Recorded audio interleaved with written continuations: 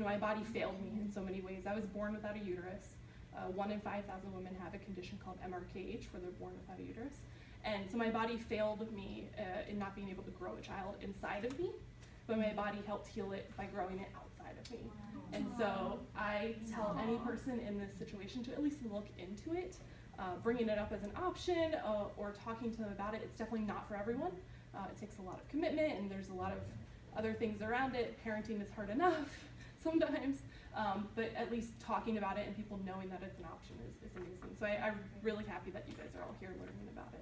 And I noticed that there wasn't a Facebook group for intended mothers. There was an amazing adoptive group. I really recommend you guys looking at that or telling your patients about that. The adoptive group has 1,200 people in it, which is a great resource. But there wasn't one for surrogacy. And while the process can be similar, the timeline is vastly different, and it's a different experience. So I decided to create my own Facebook group. I am not a lactation professional, I'm just a mom. But I really liked that bonding. Going through infertility, I was part of support groups, and I liked that support, that sisterhood. Unfortunately, once you become pregnant or have a baby on the way, you're sort of kicked out of infertility groups. What would it look like to you to be successful?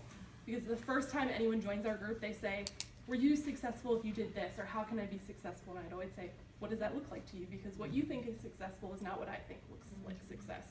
So I think defining what that is before you even start is essential to achieving your dreams, I guess.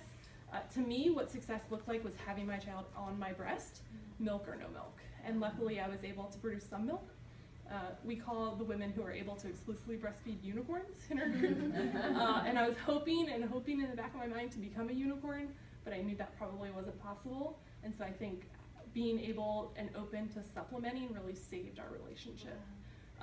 And a lot of people, birthing moms or not birthing moms, think, oh, I supplemented, that means I need to stop nursing, or you can't do both. And it's really not an all or nothing thing, especially for mothers. In my case, from the beginning that you're probably going to have to supplement.